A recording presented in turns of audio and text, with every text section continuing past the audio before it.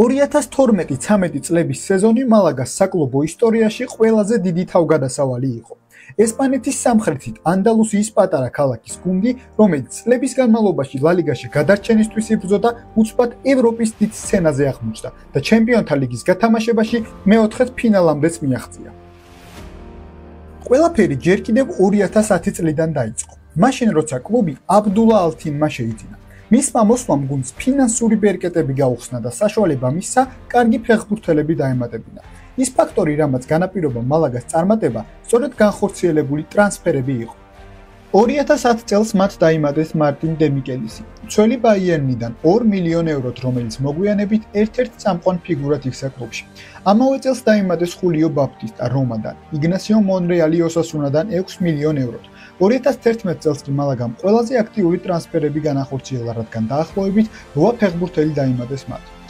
ასევე იყვნენ სანტი კასორლა, ნახევარმცველი, რომელიც ვილიარეალიდან 20 მილიონად გადაიბარეს. ხოაკინ სანჩესი, ვალენსიადან 4 მილიონ ევროთ გადავიდა. მას მარჯვენა ფლანგი ეჭირა. ჟერემი ტულალანი ჩამშლელი ნახევარმცველი ლიონიდან 6 მილიონ ევროთ გადავიდა და ორი გამორჩეული ფიგურა გუნდში, რუდვან ნისტელროი, რომელიც უფასოდ მიიყვანეს და ასევე მეკარე კაბალერო.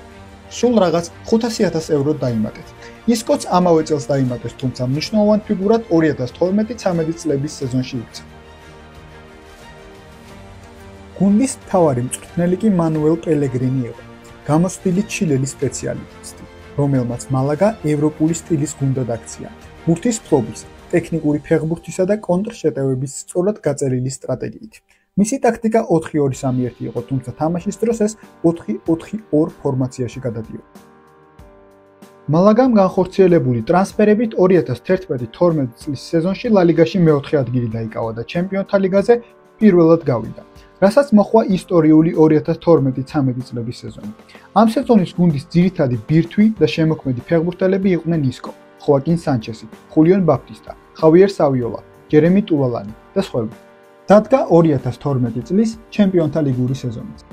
კლუბში მისი მეტოქეები ზენიტი, მილანი, ანდერლეხტი იყვნენ. სწორედ აქ პირველ წრეში მოახერხეს ზენიტის დამარცხება, ანგარიშით 3-0, ისკოს დუბლითა და ხოაკინის გოლით.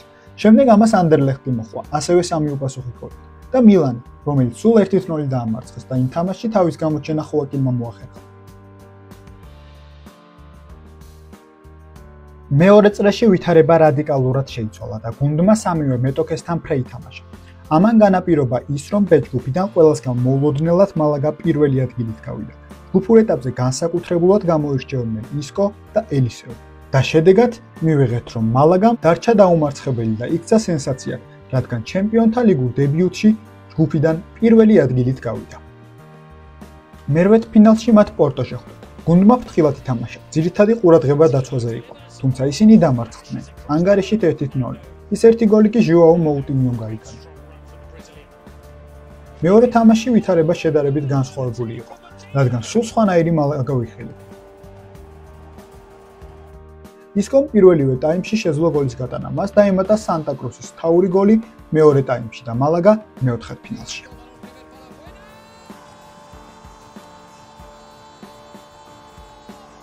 მეოთხედფინალში მათი მეტოქე ბორუსია დორტმუნდი იყო. 2013 წლის 3 აპრილს ესპანეთში ჩატარდა შეხვედრა. აღსანიშნავია, რომ თამაში 0-0 დასრულდა, თუმცა მიუხედავად ამისა, მალაგას გოლკიპერმა კაბალერომ შესანიშნავი ბურთები აიღო. გარდა ამისა, ხოაკინსა და სავიოლას ჰქონდათ მომენტები, სადაც შეეძლოს გოლის გატანა. მეორე მატჩი 9 აპრილს ჩატარდა. ეს იყო მიმდინარე გათამაშებაში ყველაზე დრამატული შეხვედრა.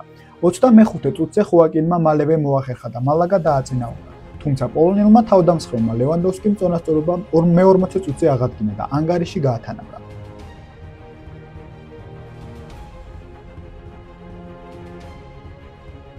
ოთხმოცდამეორე წუთზე მალაგა კვლავ დაწინაურდა ელისეუს გოლი.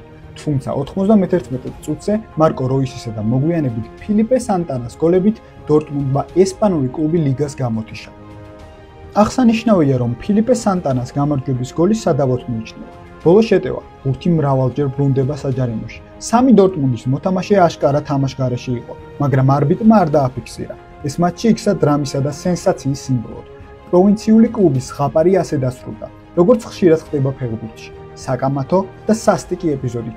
იურგენ კლოპის გუნდმა მალაგას ოცნება მიწასთან გაასწორა.